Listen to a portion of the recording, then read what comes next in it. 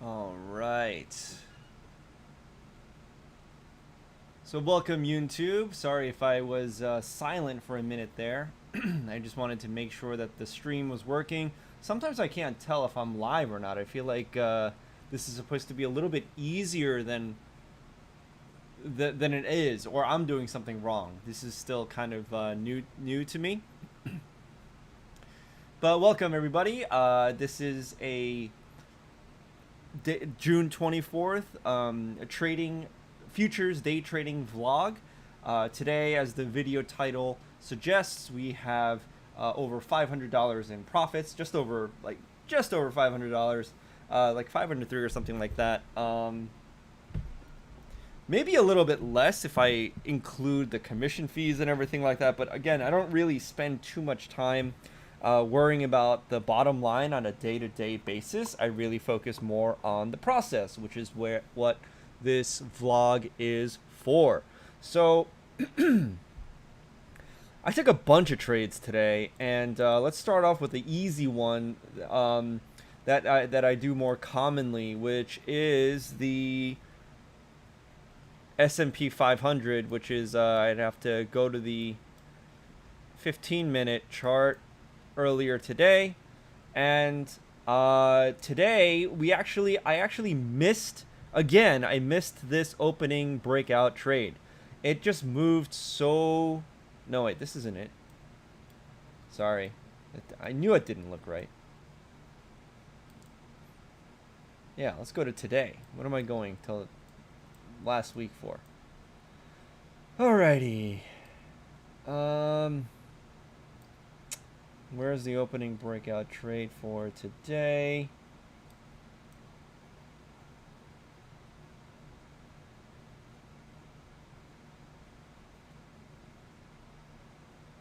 Here it is, right here. Okay. So I completely missed this today. So we're looking at this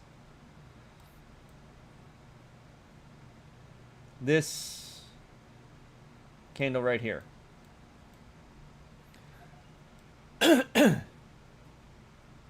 This candle right here, this blue candle, is our 930 candle. And so once again, the system is if it breaks above the high, which is, you know, right on this yellow line, right, or this pink line-ish right here.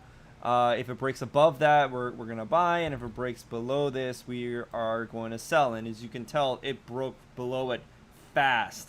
And it was it was so fast that it was all the way, you know, down here before I even really got to it. And I had an order set for the retracement if it ever came back up here. But no, it just broke down all the way, and it didn't really ever give me a chance to get back in, even though I even moved the order down here at once it closed below this 75 mark. I wanted to get back in and you know, just get whatever I could out of this, but it never really even retraced back here.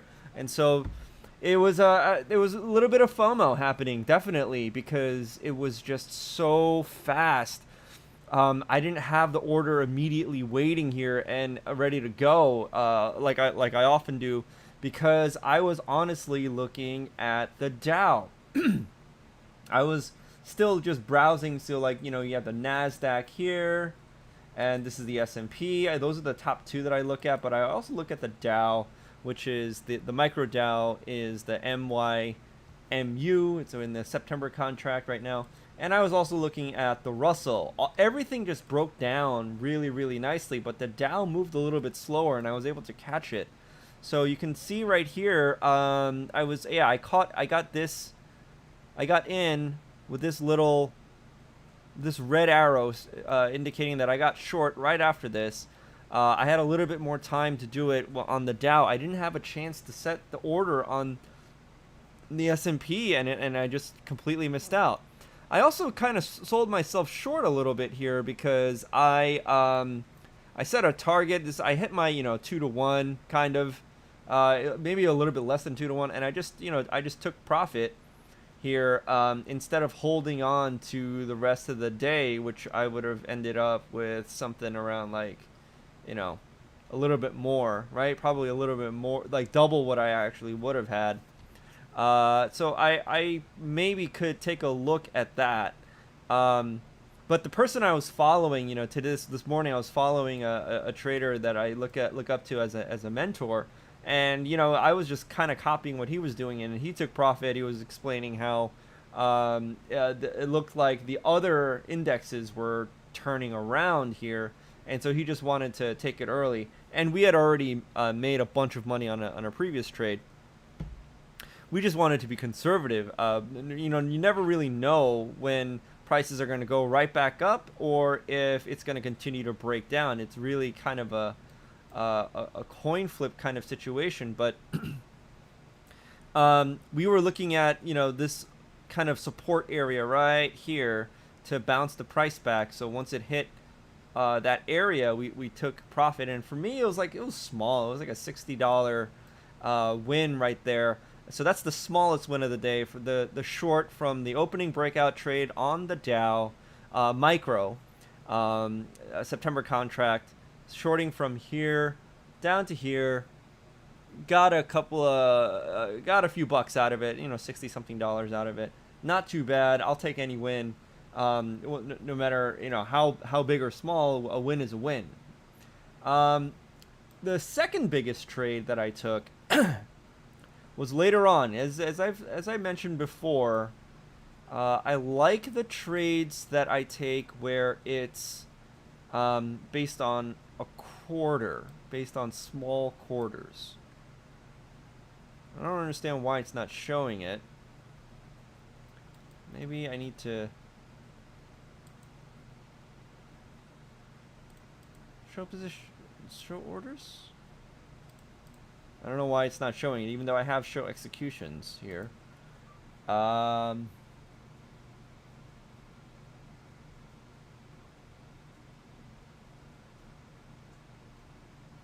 here it is, up here.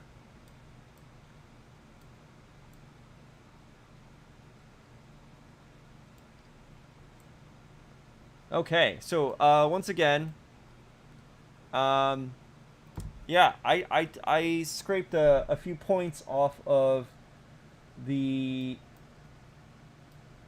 125 up here last night, and I woke up to a profit pretty much. I took this. This was midnight last night. Yeah, so the 0.15 this indicates that this was midnight last night. I got into this short. This was a 31.25 that I was going to take down to the 100 area. And I wasn't sure if it was going to continue to break below it. So I only took it to the 100. As you can see, I could have taken it all the way down to, well, all the way down here, apparently. But I didn't. I did take another short again.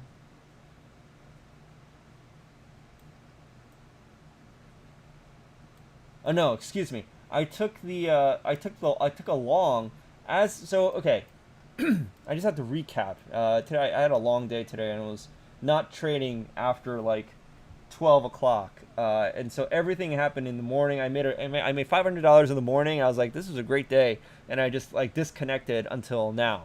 And so I like barely even remember where I made all my money from. So I apologize. Let's see. So this opening candle again, like I missed the breakout trade, which was this right here. And again, this was way too fast for me. I totally missed out, and I couldn't capture this. I couldn't capture even at the 30.75. So what I ended up doing was I did take the 30. I'm gonna bring this green line down here.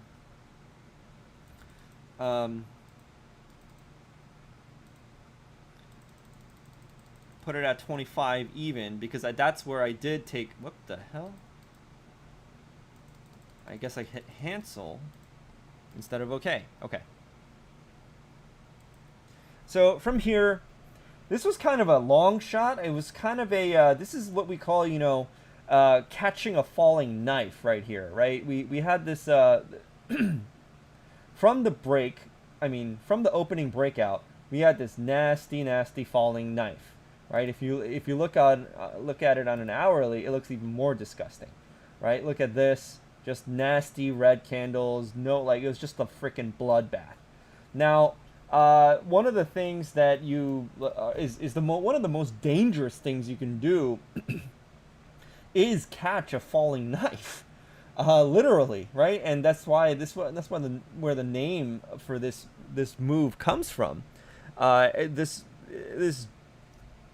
if you try to catch a falling knife, it's gonna cut you up, right? And so this is what's happening here, and I took it with the confidence that this magical number, this small quarter number, would provide a bounce. Usually, a move this fast bounces where there is a support area. So it cleared this area. I fully expected this wick, this area right here. This was the breakout on Monday, if I'm not mistaken, or Sunday, I mean. This was the opening on Sunday. It gapped down and went all the way down below, and then it started to rally, and then it came back down. So I fully expected it to chew up this area because it was a weekend open area. So I was like, okay, definitely don't think that this will hold. But I liked this area right here. There's this little rally base and then rally. This candle was a little bit iffy, but I liked that this area, this 3025, was relatively fresh. This candle didn't hit it, so it was definitely a little bit more of a gamble. It was definitely a little bit dangerous, because I'm catching a falling knife. But I took a shot. I was already in profit, and I took a shot. I took small risk on it. Even though if you want success with these, you usually want to give yourself more room for error. I only gave myself maybe a like 10 points of worth of risk. Right, it was only like $50. I was okay with that, and I only went for a small quarter, which means I went for this right here. This went from this green, and I'll make this green dotted, so you can tell the difference. Make sure, yeah, one tick up above, just to be precise. And so I was really just looking from taking it from this green line right here, catching the falling knife, just taking it up one quarter, right? 25 points. That's all I really wanted. That's still $125 per contract for me, and I was okay with that. I look for places where I can take a reliable quarter trades, even though there's a lot more movement. I'm just, I guess, you can say, I'm a little bit conservative, and I like to play things safe and catch one quarter at a time, even though there's many quarters being completed here, right? All the way from 31.25. This is 100 points. This is a $500 move from the beginning of the day all the way to the pretty much the end of the day. That's 100 points right there. 100-point drop in the S&P. And that alone is $500. So I could have had the $500 in one trade if I caught it in time, which I unfortunately did not. That's okay though. I'm okay with what I caught, what I did end up catching, which is this right here. Just this. I caught the falling knife. I completed it within an hour. Right. I made my $125 in an hour. And it never really, I could have taken another bounce back down, but it didn't actually end up working. It might end up working, I don't know. I think it's going to range in this area until tomorrow, where it'll tease us again by rallying back up here. That's just kind of, if you just look at the past week or so, it's just, just teasing, like dropping 100 points, rallying 100 points, dropping 100 points, rallying 100 points. Like from here 31.20, like, even just like like this area right here, all the way up to this area right here is 100 points. 100 points down, 100 points up, 100 points down. And what's to stop it from going back up another 100 points and just chopping around this market, where it's just a lot of uncertainty in terms of fundamentals right now, just in the economic climate, geopolitical climate? Is the China deal over? Is it not over? Like, there's just so much uncertainty, and it's just like a war between buyers and sellers in this little range right here. Range trading is tough. That's why I'm actually being super conservative. I'm okay with just scraping one quarter at a time, even though in hindsight you feel like you can take, like 4 quarters, like a full 100 points. Hindsight's 2020. It's very like, this would have, look at this nasty wick down here. This would have definitely taken out some orders. Yeah. This was when Peter Navarro claimed that the China deal was over. It was done, and it was kind of taken out of context, which is why it bounced right back up. It's like little crazy things. You're one tweet away from the market just flash crashing like 100, or like in this case it was like one two, like almost 50 some odd, maybe 50 to 75 points in like a matter of half an hour, and then coming back up. So I'm okay with just scraping 20, like scalping. You can call it a scalp or day trading, 25 points at a time. It's more about the process, and it's more about perfecting my game than it is about scoring a lot of points and making a lot of money. Excuse the sports metaphor. That's the best way I know how to describe stuff like this sometimes. But saving the best for last, my biggest trade was this right here. I don't normally trade crude oil, and so I am not really familiar with it. It takes a ton of risk, but it also gives you a ton of reward. So looking at this trade right here, I did take a short. This one, I did take the breakout. This is the opening breakout we had right here. And let's go back to the 15 minutes so you can tell. Right, you can see that this is the opening breakout. The oil market opens at 9, so that's why it's we're looking at this candle right here, and we're looking at, oh, excuse me, with the oil trades, we look at the first 5 minutes, not the first 15. That's just the way I learned it, so that's the way I'm doing it. And in addition to that, we take a look at the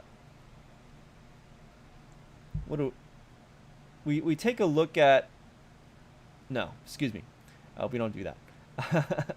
I was going to say we take a look at the basing beforehand, but we actually don't. Now, this is another trade where I really sold myself short, you guys, because this one I took this we're looking at this candle right here, this opening 5-minute candle.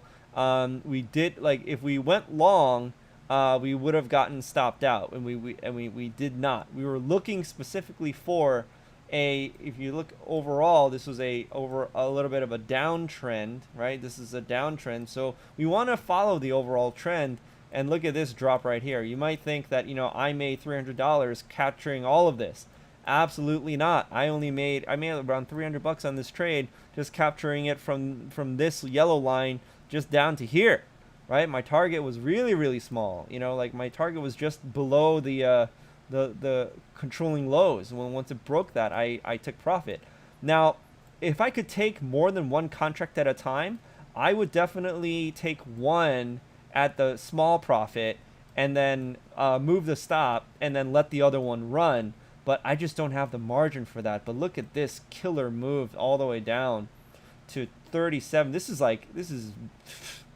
honestly, this is probably over $1,000 or over $1,000, to be quite honest with you. Let's check. I'm actually curious now. I might this might be a bad idea considering that it's just gonna make me feel like so much more FOMO. But let's say we took it all the way to 37.5. This is $1,175 in this not crazy move per one contract. Which was all I could really afford at the time because I had multiple trades going. That's one of the things that I took to myself. There was so much room for more profit here today. I could have definitely had a 4-figure day, given the positions that I took.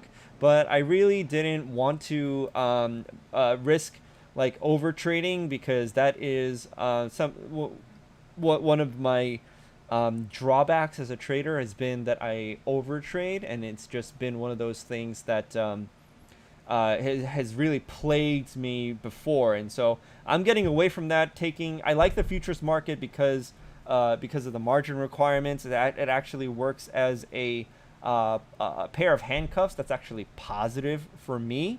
I actually am doing much better keeping myself in check, not over trading as a result of that. Now, you can also see there's another order executed down here where it was a buy to fade this price back. And the way that this arrived at my target was around, oh no, my target was here, but there was also the idea that if price hit 38 or so, that we were going to fade it back all the way up to the origin of the move. But the way it arrived, it was just a little bit too slow. I mean, this doesn't look slow, but it just wasn't quite as steep as what we were expecting. So I closed that out early. I think I may have got 1 or 2 points out of this. Nothing significant. This trade right here wasn't a profit. It was just like, holy crap, I got triggered on something I didn't mean to get triggered in. I don't care what the status was, win or lose. I closed out the position. Now, I did lose money on a trade today too. I did lose. I was also in the British pound, and I lost money here. This currency pair, the pound dollar, has just been just faking me out left and right. It's just been kind of crazy. I took the nice round number at 25 or 2,500, right? 125. And in the currency world, this means that one British pound is $1.25 in the foreign exchange rate. That's what that means. And so at $1.25, I took it even. You guys know I like nice round numbers like this. So I took 125 even. I went long, right? And I guess it was starting to work a little bit, and then it faked me out, stopped me out as I had a 50-point stop somewhere around here. I got stopped out. No, I only had a 25-point stop, excuse me. Or 25 pip stop, I should say. Pip, tick, whatever. And then we're talking about the futures contract, so it's technically a tick. So I got stopped out right here. If I were to look at a smaller time frame, you could probably see it a little bit better. That I got stopped out right on this candle that dropped below the 75 mark, right? So I was betting 1/4 as a risk. I was risking 1/4, which is 25 ticks or 25 pips, depending on how you want to think of this as a forex currency or if it's a future contract. So 25 ticks, taking it all the way up to. I was really hoping to hold this for a swing trade, taking it all the way up to, areas that we haven't seen in a while, not since a few weeks ago. I wanted to take it all the way up to like the 720 or 750 area, all the way up to here. That's usually what we look at, because with currencies, it's just a different kind of animal. It's a decentralized market. It's just a different kind of beast that you want to work with. And I saw divergence here before, and I wanted to get in on the trade, and so I decided to get in way late. If I just got in right when I saw the divergence, I guess you could have said I could have cleared maybe 100 pips or so. But I mean, I'm looking for confirmation. If you followed my video just the other day, I lost a bunch of money trading. Like, I saw divergence twice in a row, 2 or 3 times in a row, and I was like, God, that has to mean that it's going to reverse right on the NASDAQ, and I got faked out and I lost money. And so I got faked out here as well. I lost 25 pips, so it turned out to be a little bit more than $1 a pip because I took 2 contracts. That was something like a loss of $30 or so. But my oil trade, my crude oil mini crude oil trade, and my two S&P trades where I scraped a small quarter for each one, which is $250 there. This one was like $300 or something, and then I took a $30 loss. That gives me around just over $500 in profit today, over a span of four trades, right? So 4 day trades equaling $500 in profit. I'm okay with that. Although, keep in mind that if I'm holding these, if I have the courage to hold them, and I would if I had a second contract available to me, I would be banking a lot more profit, letting this thing run to market close. Right? What was market close?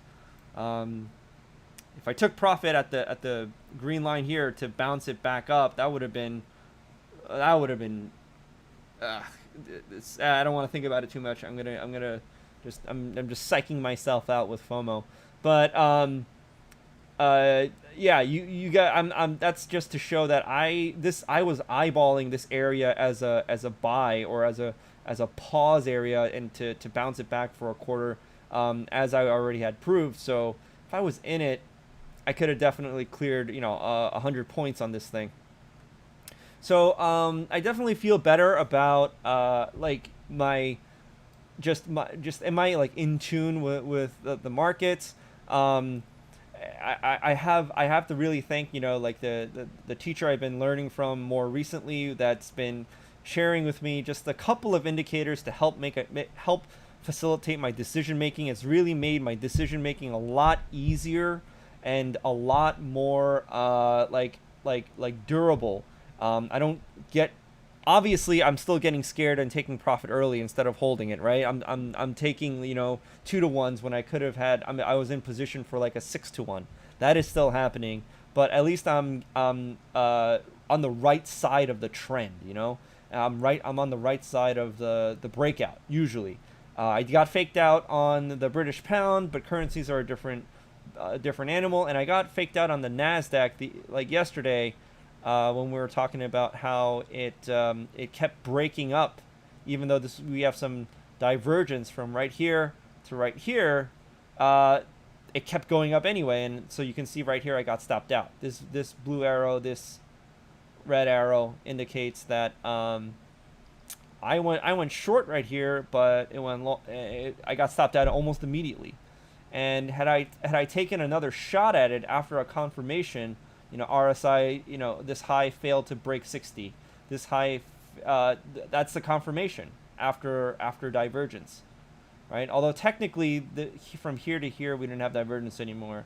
So we probably would have needed 2 highs formed, which we actually did get. Failed to break 60, failed to break 60, failed to break 60. There's plenty of reasons to want to go short after this, but I wasn't paying attention. It's my own fault. And you can see right there, it retraced back to this is a nice little pretty zone. It traced back, and then it hit. What is this? This is like 100 to 200 points, more than 200 points back to the nice round number. See how it pauses nicely at the round number? That's where my targets are usually at. So it's a work in progress, but as I'm working, I'm making money while I'm doing it. So I really, really can't complain. I haven't made $500 in one day in a long time, right? It's been a while since that happened. So it definitely feels good, but at the same time, I'm not getting too excited because I understand the scope of what could have happened and what has been out there.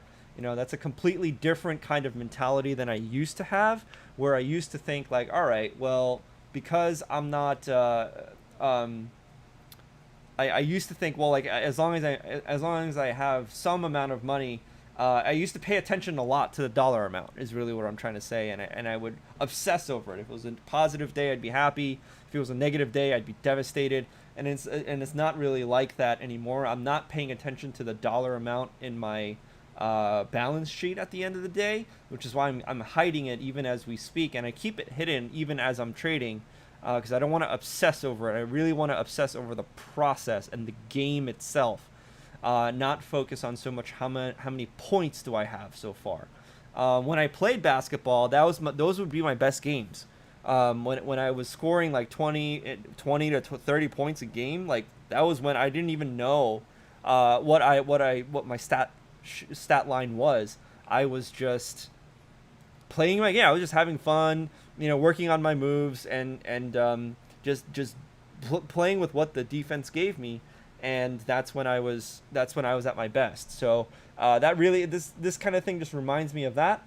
And it was a great day. I'm aware of what I made, but I'm also not getting too excited because I didn't achieve my maximum potential.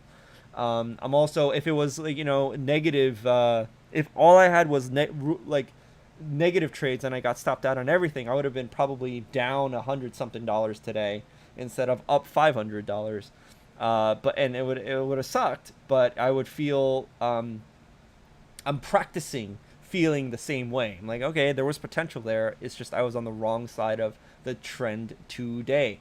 And so yeah, that's about it for today's video. 4 trades, 3 winners, 1 loser, $500 plus in profit, just over $500 in profit.